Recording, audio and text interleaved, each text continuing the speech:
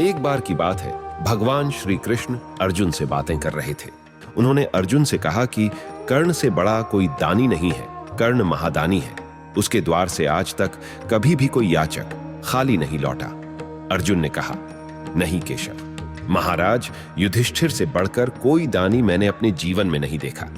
प्रभु श्री कृष्ण कहने लगे, पार्थ, इस बात की परीक्षा तो इन दोनों के पास जाने से ही हो सकती है। अर्जुन ने कहा, फिर देर कैसी प्रभु, जल्दी से जल्दी चलिए। मैं जानता हूं मेरे भ्राता श्री ही सबसे बड़े दानी पुरुष हैं। श्री कृष्ण और अर्जुन दोनों ने ब्राह्मणों का वेश बनाया और आधी रात को याचक बनकर युधिष्ठिर के महलों में पहुंच गए। उस रात बारिश भी बहुत तेज हो रही थी। जब युधिष्ठिर को संदेश मिला कि उनके द्वार पर 2 याचक ब्राह्मण आए हैं, तो उसी पल महल के मुख्य दरवाजे पर उनके पास पहुंच गए। ब्राह्मणों ने महाराज युधिष्ठिर से कहा, महाराज, तेज बारिश के कारण हमारे यज्ञ की लकड़ियां गीली हो गई हैं। कृपया आप हमें यज्ञ के लिए कुछ सूखी चंदन की लकड़ियां दान में दें। महाराज युधिष्ठिर ने सेवकों को यज्ञशाला से 10 मन सूखी लकड़ियां लाने की आज्ञा दी। ब्राह्मणों ने कहा, क्षमा करें महाराज, हम वो लकड़ियां स्वीकार नहीं कर सकते क्योंकि वे पहले से ही यज्ञ के लिए रखी गई हैं। हमें शुद्ध लकड़ियां देने की कृपा करें।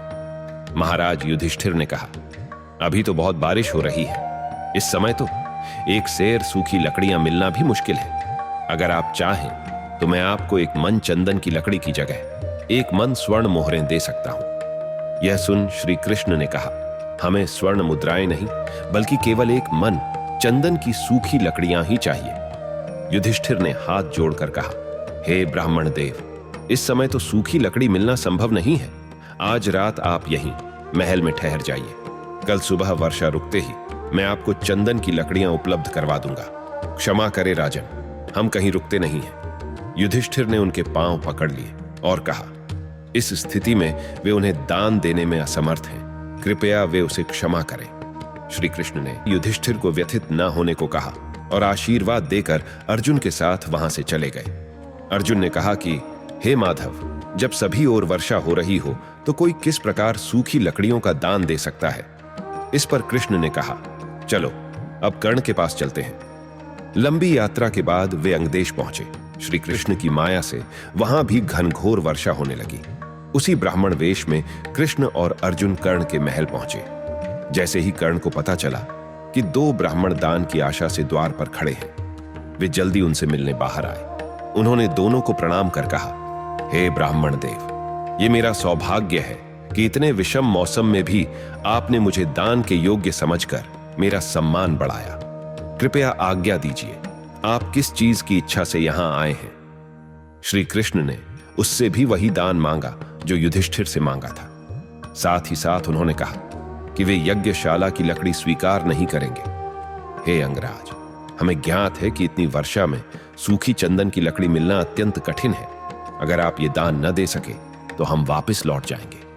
कर्ण ने कहा, हे देव, ईश्वर की कृपा से आज तक मेरे द्वार से कोई याचक खाली हाथ नहीं लौटा, और अगर आप इस प्रकार दान लिए बिना लौट जाएंगे तो मुझे बड़ा कलंक लगेगा। कृपया आप थोड़ी देर रुके, मैं अभी आपको मनचाहा दान देता हूं। उन्होंने बिना कोई प्रतीक्षा किए अपने तीक्ष्ण बाणों से महल के मुख्य द्वार को काट डाला, जो चंदन की लकड़ी से बना था। देखते ही देखते श्री कृष्ण और अर्जुन के समक्ष चंदन की लकड़ियों का ढेर लग गया। किंतु कर्ण की परीक्षा अभी पूर्ण नहीं हुई थी। श्री कृष्ण ने कहा, हे अंगराज, अगर हम आपके द्वार की लकड़ी लेना अस्वीकार कर दें तो? अब कर्ण ने बिना हिचक अपनी शैया, जो चंदन की लकड़ी की ही बनी थी, उसके टुकड़े कर श्री कृष्ण के सामने लकड़ियों का दूसरा ढेर लगा दिया। कर्ण ने कहा, हे ब्राह्मण देव, मेरी ये शैया मेरे दिव्य कवच और कुंडलों के कारण कभी अपवित्र नहीं होती, अतः ये सर्वथा आपके यज्ञ के योग्य है। श्री कृष्ण गदगद हो गए, किंतु फिर भी उन्होंने पूछा कि अगर हम इस लकड़ी को भी दान में लेने से मना कर दें तो? कर्ण ने हाथ जोड़कर कहा कि इस स्थिति में वो देवताओं से अपने पूरे जीवन के पुण्य के बदले आपके लिए दान की याचना करेंगे। श्री कृष्ण ने आगे कहा कि अगर देवता मना कर दें तो?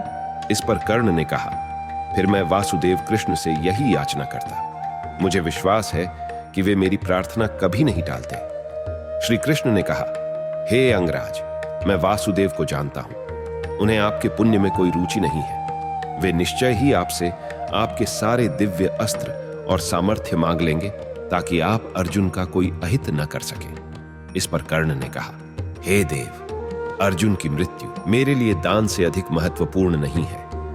मैं जानता हूं कि बिना सामर्थ्य के अर्जुन से युद्ध करने पर मेरी मृत्यु निश्चित है, किंतु अगर मैं आज आपको दान नहीं दे सका तो वैसे भी अपने प्राण त्याग देता।